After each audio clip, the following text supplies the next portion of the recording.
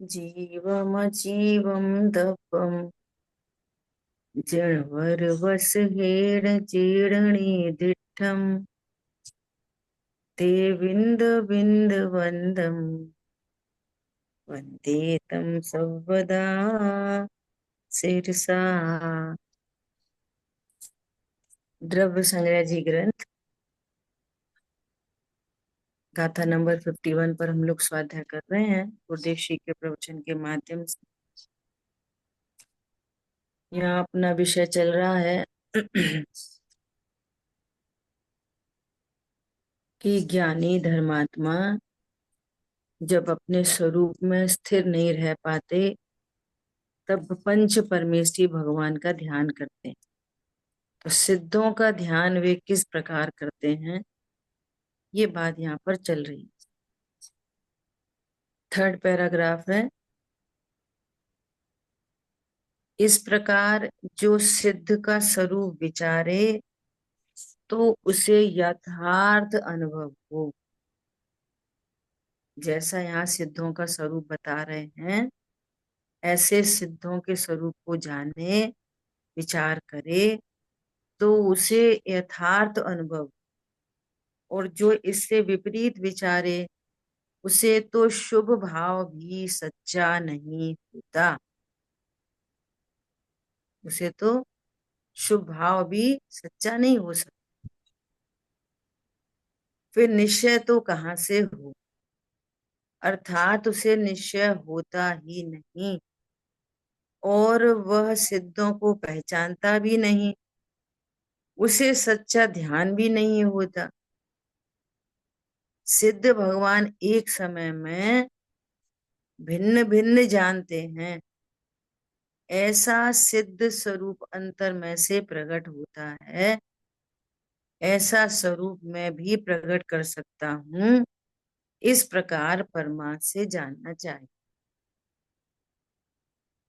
देखो 99.99% जीवों को तो कोई लेना ही देना नहीं, न तो इस बात का लेना सिद्ध भगवान कैसे हैं, और न इस बात से कोई लेना है कि हमें सिद्ध बनना है।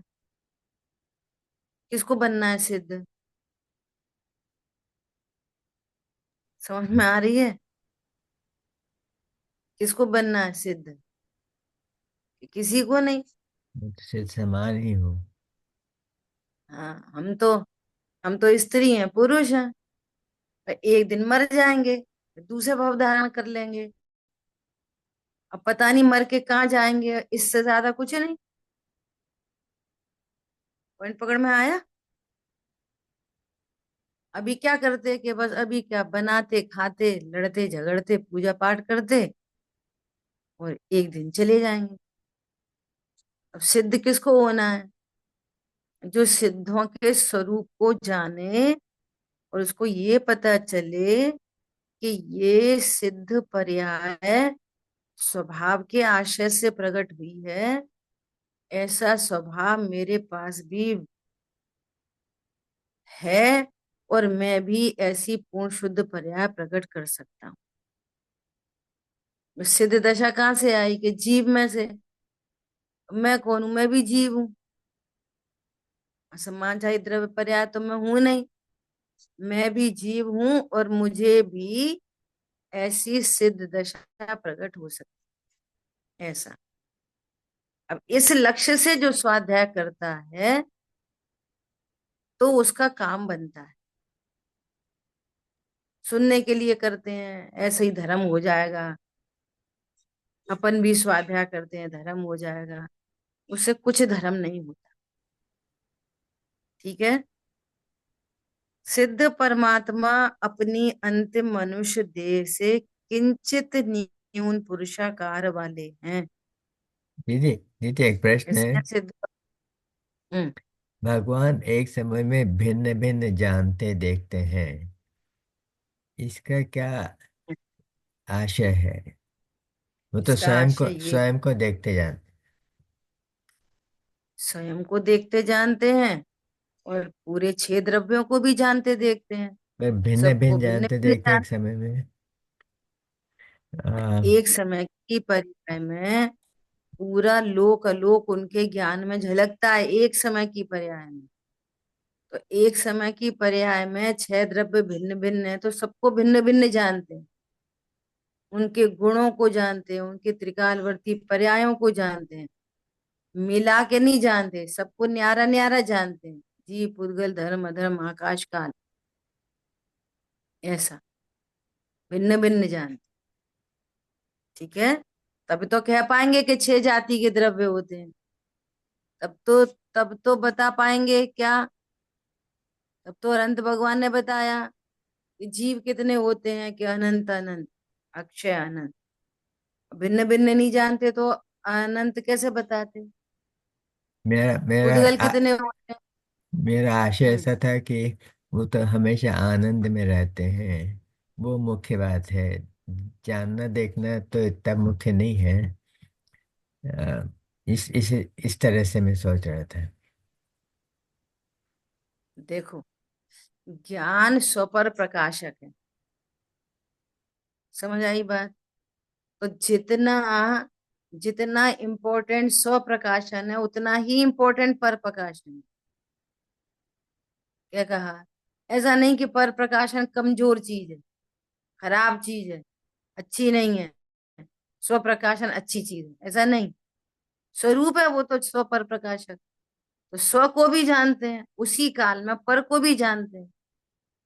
अपने में आनंद प्रकट होता है, उस आनंद को भी जानते हैं उसी काल में, पर को भी जानते हैं एक ही काल में। दोनों का जानना होता है एक काल में, प्रति समय।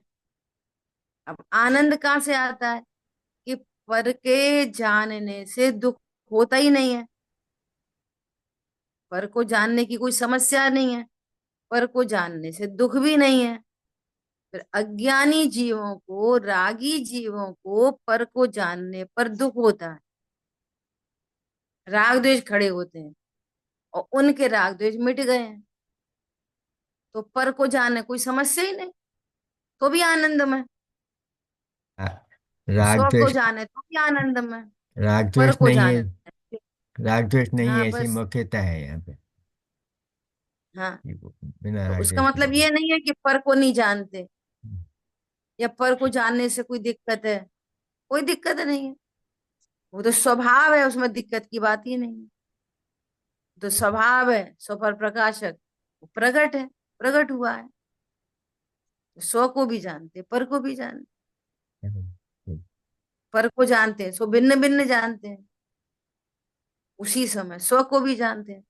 सकल गे ज्ञायक तदपि निजानंद रसलीन। सकल गेयों के ज्ञायक है वे, ऐसा। ठीक है। बात है। सिद्ध परमात्मा अपनी अंतिम मनुष्य देह से किंचित न्यून पुरुषाकार वाले हैं। वे निर्विकारी अखंड आनंद के भोक्ता हैं। देखो, इंद्रियों से गम्य नहीं है, परंतु आत्मा से तो गम्य है। वे सिद्ध भगवान कैसे हैं? अंतिम देह, जितने जितनी हाइट वाइट की अंतिम देह होगी, उनसे किंचित न्यून आकार वाले हैं, पुरुषाकार हैं, और निर्विकारी अखंड आनंद के भोक्ता हैं। प्रति समय अनंत आनंद को, अव्ययवाद सुख को भोगते हैं। इंद्रियों से गम्य नहीं है, परंतु आत्मा से तो गम्य है, मूर्ति रहित है। उनमें प्रतिपल परम ज्ञान उछल रहा है। जिस समय परम ज्ञान उछल रहा है, उसी समय पर को भिन्न भिन्न जानते देखते। जिस समय निर्विकारी आनंद के भोगता है, उसी समय अनंत द्रव्य लोक का लोक सब झलक रहा है एक ही काल में। अच्छा, तो मस्त के ज्ञान की समस्या है कि वो एक समय में एक ज्ञेय को जानता है। सिद्ध भगवान एक समय में अनंत को जानते हैं और अपने को भी जानते। समझ आई बात? तो कोई दिक्कत ही नहीं है, उसी समय आनंदित होने में कोई दिक्कत नहीं। ऐसा, जैसे लेंडी पीपर में चरपराहट अंदर शक्ति में है, तो बाहर भी प्रकट होती है ना। उसी प्रकार आत्मा ज्ञान दर्शनादि का भंडार है, उसमें एकाग्रता करते ही ज्ञान दर्शन शक्ति में से उछलता है।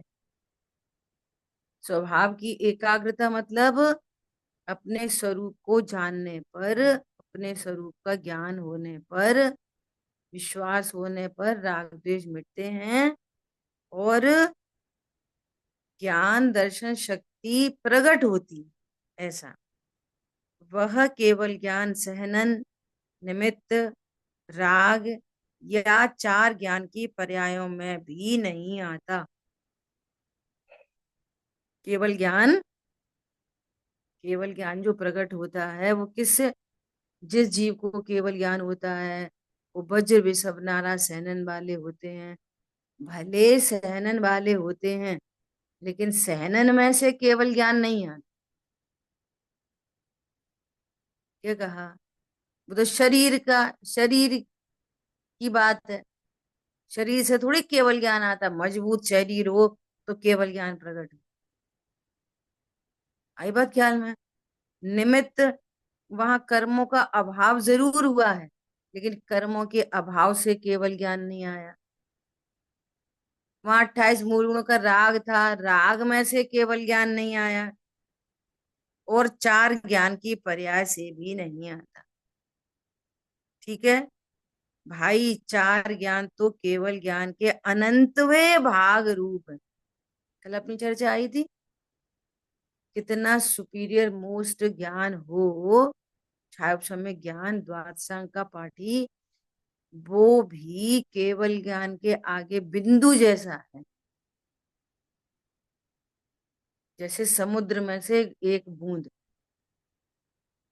द्वादशांग का पाठी वाला ज्ञान कितना है, समुद्र की बूंद जैसा। और केवल ज्ञान कैसा है, समुद्र जैसा। इतना बड़ा अंतर है ना। उन अनंत वे भाग में से अनंत केवल ज्ञान कैसे आ सकता है। अनंत व भाग हो जो खुद ही इतना छोटा हो, तो उसमें से कैसे केवल ज्ञान प्रकट होगा। तो ज्ञान में से भी नहीं आता, फिर किधर से आता है, कि स्वरूप में से पूर्ण गुण पूर्ण शुद्ध है, तो पूर्ण गुण शुद्ध से पूर्ण शुद्ध पर्याय प्रकट होता है। ऐसा, ठीक है। वह तो अंदर शुद्ध स्वाभाविक शक्ति में से प्रकट होता है। ठीक है। अब देखो, अब उनके मूर्ति का, मूर्ति की चर्चा चल रही है। यद्यपि सिद्ध भगवान का मूर्त आकार कुछ नहीं है, परंतु फिर भी व्यवहार ने से ऐसा कहा जाता है कि भूतकाल में जो अंतिम पुरुष का शरीर था, उससे कुछ कम आकार को सिद्ध भगवान धारण किए हुए हैं। सिद्ध भगवान का आकार कैसा है, अंतिम पुरुषाकार से किंचित न्यून, जड़ का आकार न होने से यद्यपि उन्हें निराकार कहा है। जड़ के आकार दिखाई देते हैं ना, ऐसा आत्मा का आकार ऐसा नहीं होता। तो सिद्ध भगवान का आकार नहीं है, तो सिद्ध भगवान का सर्वथा आकार नहीं है। बोलो, अरे यही असंख्यात प्रदेशी हैं, तो उन प्रदेशों का कोई ना कोई आकार हुआ कि नहीं। होगा ऐसा। आत्मा अपने स्व क्षेत्र में रहती है, तो उस क्षेत्र का आकार होगा कि नहीं, प्रदेशत्व गुण के कारण, है ना। प्रदेशत्व गुण का क्या कार्य है, कि वस्तु को आकार देना। जिस गुण के कारण वस्तु का कोई ना कोई आकार होता है, ऐसे ही आत्मा का प्रदेशत्व गुण के कारण आकार होता है। तो आत्मा साकार है, लेकिन आप शरीर वाला आकार देखना चाहते हो, तो कहेंगे नहीं, आत्मा निराकार। ठीक है। सिद्ध परमात्मा ऊपर कहे गए लक्षणों के धारक आत्मा है। अपन लगातार चर्चा कर रहे हैं ना कि सिद्ध भगवान समझ में नहीं आती। अरे वे तो सिद्ध हैं, अपन कहाँ, अपन तो अभी खाने पीने के भाव, लड़ने झगड़ने के भाव। वे कोई सुप्रीम पावर हैं, हम कहाँ, तो रिजेम्बलेंस नहीं कर पाते। देखो क्या कह रहे हैं, सिद्ध परमात्मा आत्मा है। मैं कौन हूँ? मैं भी आत्मा। सिद्ध भगवान आत्मा है तो मैं कौन हूँ?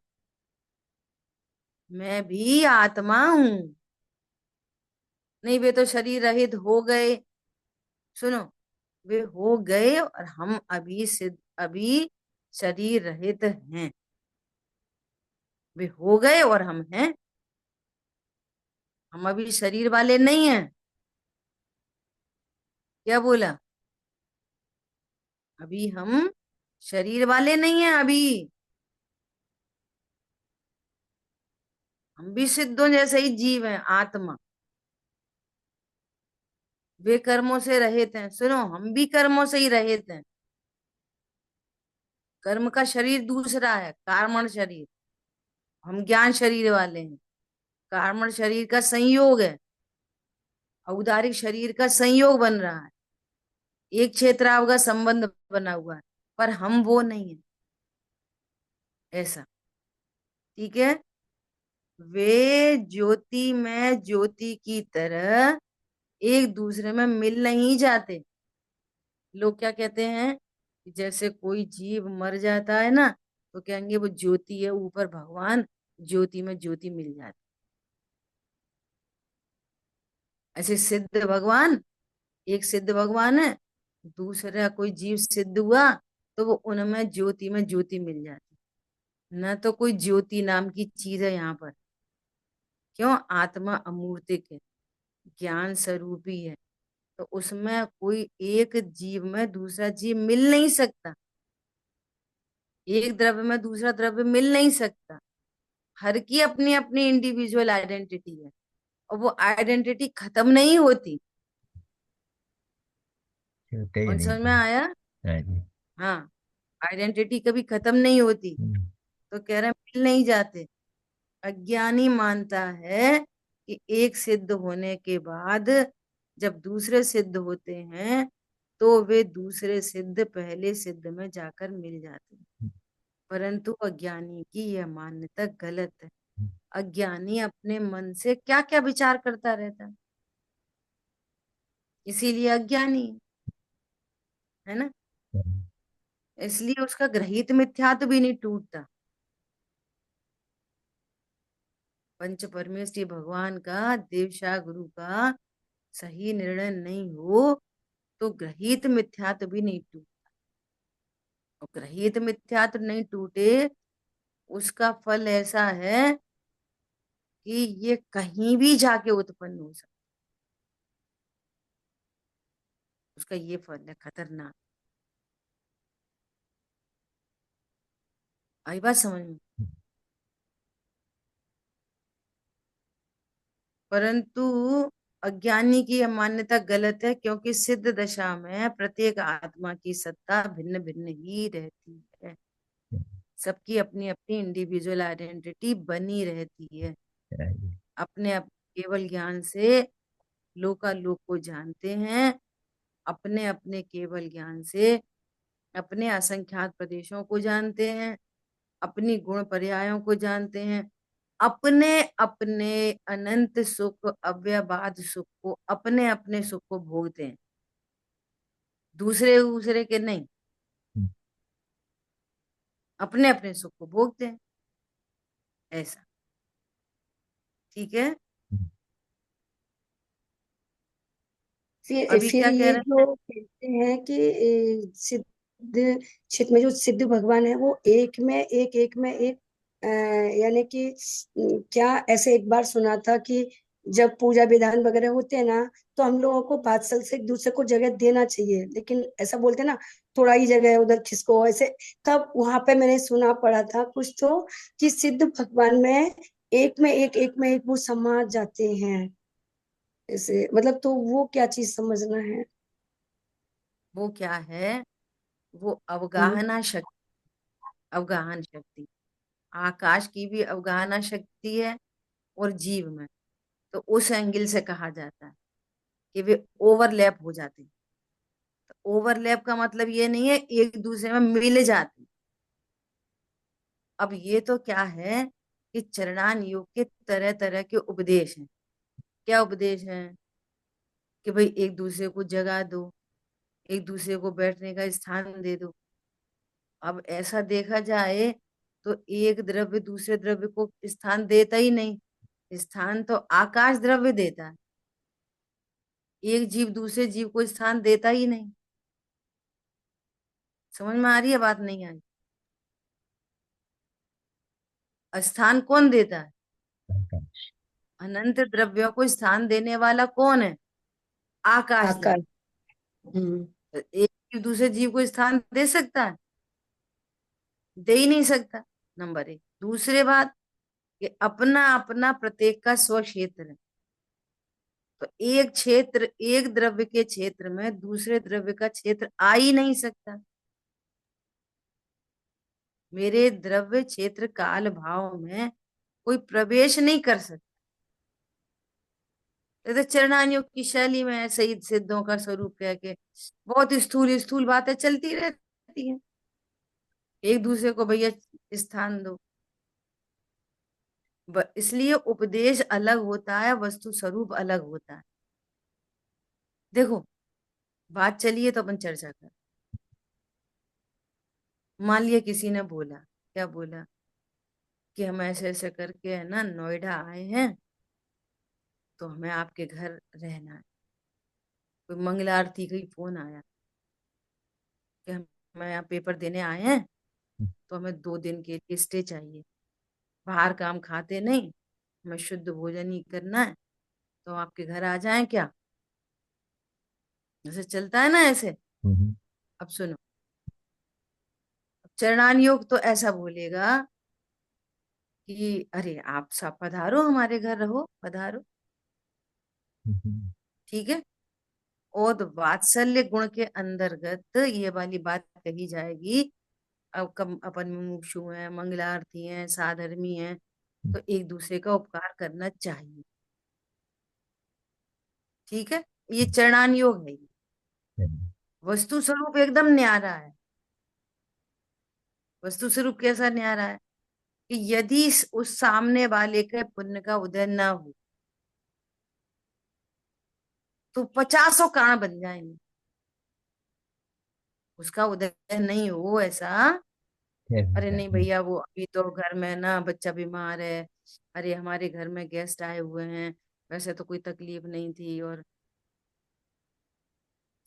एक बेडरूम में तो भी एक्स्ट्रा बेड लगा के किसी को रखा जा सकता है कि नहीं? गेस्ट आए हो तो भी, घर में बच्चा बीमार हो तो भी। कौन समझ में आ रहा है? तो नहीं ठहरा पाएंगे। एक बात। दूसरी बात, जो मना कर रहा है किसी भी स्थिति परिस्थिति में, अगर उसके पास सही परिस्थिति है और अंतरंग में वात्सल्य है, तो कोई प्रॉब्लम नहीं। और यदि तुम मायाचारी कर रहे हो, छल कपट कर रहे हो, तो तुम्हारा छल कपट उसके लिए निमित्त बनेगा, और तुम्हारा छल कपट तुम्हारे लिए आगामी बंध का कारण होगा। अगर तुमको अभी खोटा बंद होना है ना, तो ऐसे ही भाव आएंगे और उसका निमित्त होगा। समझ में आ रही बात? ये वस्तु स्वरूप है, ये यथार्थ स्थिति है। और उपदेश ऐसे ही चलेंगे। उपदेश ऐसा चलता ही नहीं है, ऐसा उपदेश नहीं चलेगा। भैया जैसी योग्यता हो वैसा ठहरा लेना, रखो तो रख लेना, नहीं रखो तो मत रखना। उसका पाप का उदय होगा तो तुम कहाँ रख पाओगे? उपदेश वस्तु स्वरूप के नहीं चलते। उपदेश हमेशा अच्छे अच्छे चलते हैं, जिसको भाई साहब बोलते हैं, क्या बोलते हैं, सुभाषित। उपदेश हमेशा ऊपर चढ़ने का दिया जाता है, उपदेश हमेशा अच्छा दिया जाता है। पॉइंट पकड़ में आया? होता जाता वस्तु स्वरूप के अनुसार। आपको कैसे कर्म का बंधन होना है, उसको कैसा उदय है, उसके पुण्य का उदय है कि पाप का उदय है, तुमको पुण्य का बंध होना है कि पाप का बंध होना है, वस्तु स्थिति क्या बनने जा रही है, ऐसे अनेक कारण बनते हैं। लेकिन उपदेश कैसा देंगे कि भाई एक दूसरे से प्रीति रखो, वात्सल्य रखो, एक दूसरे के काम आओ। पर आना जाना कितना होता है, उदय प्रमाण व्यवस्था होती है। अब जो इस स्वरूप को समझता है ना, तो निश्चिंत रहता, वो दोष नहीं लगाता। देखा, हमने उनको बोला और उनने हमसे मना कर दी। विचार करता है वो, अरे मेरे ही कोई पाप का उदय हो। हरी बात ख्याल में, सामने वाले रखा तो तो फिर ऐसा नहीं बोलता कि मेरे पुण्य का उदय होगा इसलिए रखा। समझ आई बात? तब क्या बोलेगा, अरे वे कितने भले लोग हैं। पॉइंट पकड़ में आ रहा है? है जी। अगर उन्होंने रखा तो क्या बोलेंगे, कितने अच्छे लोग हैं।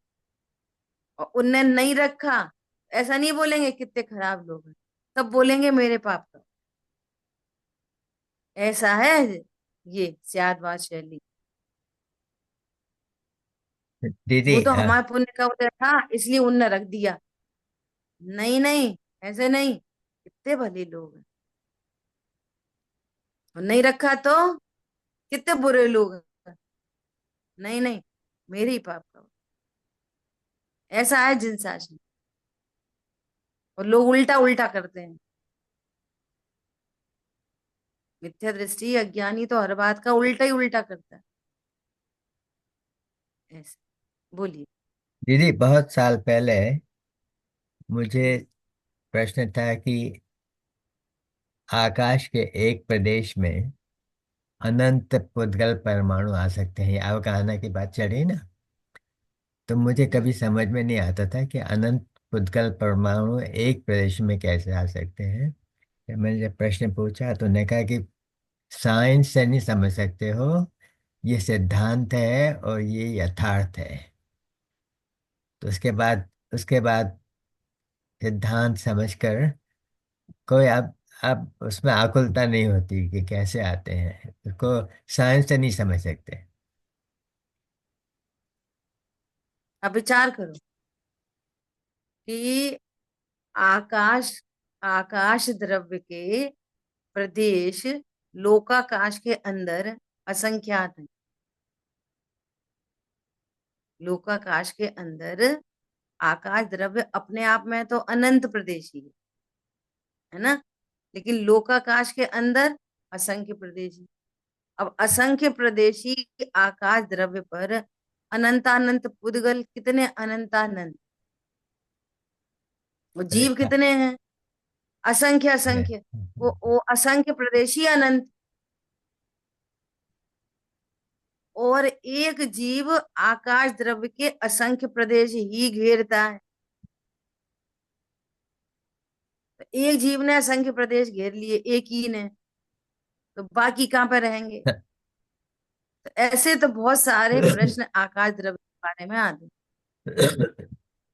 आदरणीय संजीव जी गोदा जी से ये अब कोई 5 साल 6 साल पहले की बात हुई। टूडम स्मारक में शिविर लगा था, हम लोग बैठ के ऐसी चर्चा की इसी बात, वो काल चक्र पढ़ा रहे थे, उनसे ये यही प्रश्न आया। तो वो उन्होंने खुद ही यही वाली बात बोली कि इसको बस ऐसे ही समझ लो। मैंने भी संजय जी से ही जैसे पूछा उन्होंने था। बोला ना, साइंस से नहीं समझ सकते, नहीं उसमें समझे। लॉजिक नहीं लगा सकते। नहीं। लॉजिक से नहीं, लॉजिक लगाओ। एक जीव ने असंख्य प्रदेश घेर लिए, दूसरे ने असंख्य प्रदेश घेर लिए। हर हर जीव असंख्य प्रदेश ही घेरेगा। हर एक जीव एक प्रदेश पर नहीं रहेगा असंख्य। अब एक निगोदिया असंख्य प्रदेश घेर रहा है, और एक निगोदिया जीव में ही अनंत जीव राशि है, तो वो कितने प्रदेश घेरेंगे। तो तो ये तो है ना, अपने ज्ञान से बाहर है। बस इसको इतना ही समझ लो बस। दीदी उनका उनका आंसर मुझे ऐसा था कि आत्मा से तो समझ सकते हो कि आत्मा में कोई रूप नहीं है, कुछ जगह नहीं भी घेरे, पर पुद्गल की तरफ से देखो। पुद्गल तो हमको दिखता है ना कि उसमें जगह ले रहा है पुद्गल। तो पुद्गल की तरफ देखो, और अनंत पुद्गल एक प्रदेश में आ सकते हैं। तो इसको साइंस से नहीं समझ सकते, इसको सिद्धांत ही ऐसा नहीं, है नहीं। बराबर। पर ऐसा भी नहीं कह सकते कि आत्मा अरूपी है तो वो कुछ भी नहीं घेरेगा। वो पूरे प्रदेश घेरता है, 600 क्षेत्र है नहीं, ना आत्मा का। नहीं घेरता है, पर एक दूसरे पुद्गल में में, स्पष्ट। क्योंकि उनका कोई वो नहीं है ना। जैसे पुद्गल को हम देखते हैं कि भारी है, हल्का है, ये आत्मा में कुछ नहीं है। तो मान लिया एक बार कि अदृश्य में अदृश्य मिल गया, तो उसको नहीं, समझना आसान है, पर पुद्गल का तो बहुत अदृश्य कठिन होने है। अदृश्य होने पर भी आत्मा का अपना स्वक्षेत्र है, और वो भी आकाश के प्रदेशों को घेरता है। ऐसा। ठीक है। चलो। लोक में अंजन सिद्ध, पादुका सिद्ध, गुटिका सिद्ध, खड़ग सिद्ध और माया सिद्ध आदि कहा जाता है ना। लोक में जैसे उन्होंने कि कोई अंजन चोर, जैसे आंख में काजल लगे तो अदृश्य हो जाए, जैसे सिद्धि हो जाती है ना, ऐसे कोई किसी की पादुका सिद्ध, गुटिका सिद्ध, है ना। ऐसे सिद्ध भगवान ऐसे वाले सिद्ध नहीं, ये कहना चाह रहे हैं। जैसे लोक में सिद्ध कहते हैं ना, ऐसे सिद्ध नहीं है हमारे सिद्ध भगवान। परंतु यह सिद्धों का वास्तविक स्वरूप नहीं। सिद्ध परमात्मा शरीर रहित होने पर लोक के अग्रभाग में विराजते हैं। हे भव्य जनों, शुभ भाव में ऐसे लक्षण वाले सिद्धों को ध्येय बनाओ। यह पुण्य का कारण है, एवं निश्चय से आत्मा को ध्येय बनाना धर्म है। धर्म कारण जान। क्या बोल रहे हैं? सिद्धों का ध्यान करोगे तो पुण्य बंद होगा, और सिद्धों जैसा निश्चय से आत्मा भी सिद्धों जैसा है, ऐसा ध्येय बनाओगे तो तुमको धर्म होगा। तो पूजा पाठ से धर्म नहीं हो रहा। क्या बोला? ऐसे पूजा पाठ दया दान से धर्म नहीं हो रहा, ये कह रहे हैं। भाई, देखे हुए, सुने हुए एवं भोगे हुए पांच इंद्रियों के विषयों को भूल जाओ, एवं संपूर्ण मनोरथ रूप अनेक विकल्पों के समूह का त्याग करो, तथा मन वचन काय से गुप्त स्वरूप जो रूपाती ध्यान ध्यान है, उसमें स्थिर होकर भगवान को ध्याओ। क्या बोल रहे हैं? देखे हुए, सुने हुए, भोगे हुए पांच इंद्रियों के विषयों को भूल जाओ। वही वही वही वही याद रहती है, बस वही वही वही याद आती है। ऐसे थे, वैसे थे, ऐसे किया था, पहले ऐसा खाते थे, ऐसा घूमते थे। इनको भूल जाओ, और क्या करो? संपूर्ण मनोरथ रूप अनेक विकल्पों के समूह का त्याग करो, तथा मन वचन काय से गुप्त स्वरूप भग- सिद्ध भगवान का स्वरूप कैसा है? मन वचन काय से गुप्त, रूपातीत। रूपातीत मतलब रूप से अतीत, मतलब स्पर्श रस गंध वर्ण से अतीत। ऐसे सिद्ध भगवान का, उसमें स्थिर होकर भगवान को ध्याओ। इस प्रकार शरीर रहित सिद्ध परमेष्टि के स्वरूप का व्याख्यान करने वाली यह गाथा समाप्त हुई। देखो फुटनोट में क्या लिखा है। अहो, ऐसा मार्ग वीतराग के सिवा अन्यत्र कहीं है नहीं। कौन बताया ऐसा मार्ग? वह भी दिगंबर संतों द्वारा कहा गया मार्ग ही परम सत्य। दिगंबर, देखो ऐसी श्रद्धा उदित होना, ये बहुत बड़ी बात होती है। हाँ वो तो सही है, सही है। हाँ बात तो सही है, सही है। परम श्रद्धान सहित हमारे देव ऐसे हैं, हमारे गुरु ऐसे हैं, हमारे शास्त्र ऐसे हैं। और देव ने 6 द्रव्य का स्वरूप बताया, देव ने 7 तत्वों का स्वरूप बताया, देव ने पुण्य पाप का स्वरूप बताया, देव ने कर्मों का स्वरूप बताया। बाहर में जो कुछ भी होता है बाहर में, वो सब कुछ कर्माधीन विनाशी है। ईच एंड एवरीथिंग, सब कुछ कर्माधीन है। और अंतरंग में परिपूर्ण स्वरूप है। और इस पूरे विश्व में सुखमयी यदि कोई चीज है तो वो क्या है? त्रिकाली ध्रुव परमात्मा और उसके आश्रय से प्रकट होने वाले संवर निजरा तत्व। क्या कहा? क्या है सुखमयी?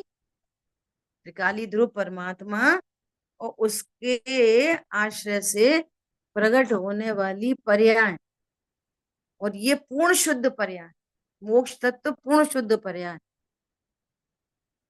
और अनंत भगवान को पूर्ण शुद्ध पर्याय प्रकट हुई, सिद्ध भगवान को पूर्ण शुद्ध पर्याय प्रकट हुई। और ये अनंत काल तक अब अव्ययवाद सुखी रहेंगे। बोलो, ऐसा सुख चाहिए हमें कि नहीं चाहिए?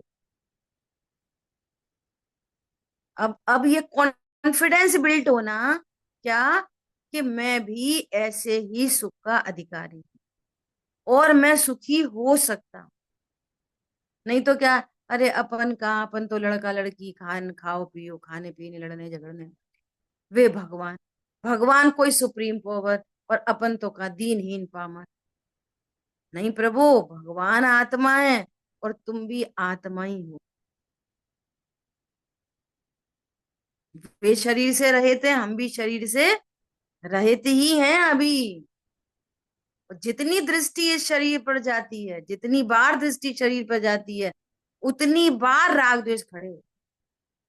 ये देह दृष्टि से ही राग द्वेष खड़े होते हैं। और देह में हूं नहीं, तो ये व्यर्थ का प्रलाप है कि नहीं? व्यर्थ का। देह में हूं नहीं और देह दृष्टि से झड़ी लगी है विकल्पों की। बोलो, और हूं मैं परमात्मा। एक क्षण निज आत्म दृष्टि जो करे, आनंद अनंत आनंद में रहे और कर्म थर थर कांप कर रोया करे। एक क्षण, एक क्षण भी स्वीकार करे कि मैं परमात्मा। एक क्षण, क्षण भर निज रस को पी चेतन, मिथ्या मल को धो देता। क्षण मात्र को इस देह से भिन्न अपने को स्वीकार करे, तो सब कुछ पागलपन लगेगा, सब कुछ। और होना क्या है? कर्माधीन। ऐसा आहा, दिगंबर संतों ने अद्भुत कार्य किया है, जिनके एक एक शब्द में, एक एक श्लोक में गंभीरता गंभीरता गंभीरता। भाई गहनता इतनी है कि वह ऊपरी दृष्टि से दिखने वाली वस्तु नहीं, ऊपरी दृष्टि से दिखने वाली वस्तु नहीं है। हम भी तो बैठते हैं, हम भी तो स्वाध्याय करते हैं, हम भी, सुनने से कुछ नहीं होता। गंभीर दृष्टि से वस्तु स्वरूप का निर्णय करना चाहिए। आई बात ख्याल में? 5 मिनट शेष है अपने पास। अगली गाथा कल ही शुरू करेंगे। कोई प्रश्न है तो पूछ सकते हैं। ऐसे आगे गाथा क्या आ रही है? अरहंतों का स्वरूप बता दिया, सिद्धों का स्वरूप बता दिया। अब आचार्य परमेष्टि का स्वरूप कहेंगे, उपाध्याय परमेष्टि का स्वरूप कहेंगे, साधु परमेष्टि का स्वरूप कहेंगे। देखो, अभी भी स्वरूप क्रिस्टल क्लियर न हो तो अभी भी पंच परमेष्टि भगवंतों के स्वरूप को भली प्रकार से समझो, लिखो, तैयारी करो। ऐसे ही होते हैं हमारे अनंत भगवान, ऐसे होते हैं सिद्ध भगवान। जैसे ये गाथाएं चल रही है ना अपनी, 49 से 50 से 50 गाथा में अरहंतों का स्वरूप कहा। तो जिनवाणी सामने रखो और अरहंतों का स्वरूप लिखो। जो समझ में आया क्लास में, जो और एक्स्ट्रा बातें आ गई उनको लिखो, सिद्धों का स्वरूप लिखो। क्या समझ में आ रही है प्रीति? मुझे लिख के भेजना। अनंत का स्वरूप, सिद्धों का स्वरूप। अब आचार्यों का स्वरूप आगे चलिए। एक एक शब्द गंभीर है बहुत। क्या है, लिखते हैं ना तो विजुअलाइजेशन होता है, तो बात पक्की होती है अपने को। लिखने बैठोगे तभी आपको अपनी खुद की असलियत पता चलेगी। अरे हम कितना लिख पा रहे हैं, हम कितना कितना समझ पाए हैं, हम हमें कितना याद है, हमारी मेमोरी में कितना है, तभी कर पाएंगे। हमारी बात ख्याल में ऐसा। उत्थानी का पढ़ ले नहीं तो। देखो, अब उपाधि रहित शुद्धात्म भावना की अनुभूति के अविनाभूत निश्चय पंचाचार लक्षण, निश्चय ध्यान का परंपरा से कारणभूत निश्चय और व्यवहार, इन दोनों प्रकार के पंचाचारों में परिणत आचार्य परमेष्टि की भक्ति, भक्ति रूप और रमो आयरियाणम, ऐसे पद के उच्चारण रूप जो पदस्थ ध्यान उसके ध्येयभूत आचार परमेष्टि का कथन करते हैं। कितना लंबा सेंटेंस। क्या बोल रहे हैं? सबसे पहले शुद्धात्मा बता रहे हैं। शुद्धात्मा का स्वरूप कैसा है? उपाधि रहित, सर्व उपाधि रहित शुद्धात्म भावना, है ना। अब ये कैसे होते हैं आचार्य परमेष्टि? जो कि रमो आयरियाणम, ऐसे पदस्थ ध्यान में स्थित भव्य जीव जब पदस्थ ध्यान करते हैं तो ऐसे आचार परमेष्टि को, जो पद में स्थित हैं, उनको अपने ज्ञान में लेते हैं, है ना। तो पदस्थ ध्यान ऐसा। तो क्या कह रहे हैं, वे आचार परमेष्टि कैसे होते हैं? कि जो पंचाचार का पालन करते हैं। अब इसमें पूरी चर्चा आएगी कि पंचाचार क्या होते हैं। मूल में देखेंगे तो आचार्य, उपाध्याय, साधु, तीनों ही परमेष्टि, तीनों ही मुनिराज हैं। तीनों तीनों को ही अंतरंग में तीन कषाय चौकड़ी के अभाव की वितरागता होती है, और बाहर में देखेंगे तो 28 मूल गुणों का पालन होता है। किसको? तीनों को। परंतु फिर भी जैसे कोई क्लास में कैप्टन होता है ना, कैप्टन, जैसे सारे के सारे बच्चे 10th क्लास में हैं, 10th क्लास में ही कोई सुपीरियर होता है थोड़ा, जिसमें कैप्टनशिप क्वालिटी होती है ना, तो उसको मॉनिटर बना देते हैं। ऐसे ही संघ के नायक होते हैं आचार्य परमेष्टि। क्या कहा? पंचाचार का अब उपाध्याय परमेष्टि से आचार्य परमेष्टि को कैसे भिन्न बताएं, न्यारा कैसे बताएं? तो पंचाचार के माध्यम से उन उन दोनों में डिफरेंस क्रिएट करते हैं। परंतु पंचाचार तो उपाध्याय परमेष्टि को भी होते हैं और साधु परमेष्टि को भी होते हैं। इनको विशेष रूप से होते हैं, तो ये इसलिए इनको संघ का नायक कहते हुए आचार्य कहते हैं। ठीक है। ऐसे ही उपाध्याय परमेष्टि, उपाध्याय परमेष्टि क्या काम करते हैं? कि संघ में जो पठन पाठन का कार्य करते हैं उनको उपाध्याय परमेष्टि कहते हैं, है ना। उनको भी एक अलग से संज्ञा दी जाती है। परंतु मूल में देखें तो तीनों ही मुनिराज हैं, तीनों को ही अंतरंग में तीन कषाय चौकड़ी का अभाव है, और तीनों को ही बहिरंग में 28 मूल गुणों का निरतिचार पालन होता है। ठीक है। और विशेष चर्चा अपन आगे करें। जिन वाणी के ज्ञान से सूझे लोकालोक, सो वाणी मस्तक नम सदा दे तुम दो। बोलिए द्वाशांग मई जिनवाणी माता की जय हो। जय जिनेन्द्र सभी।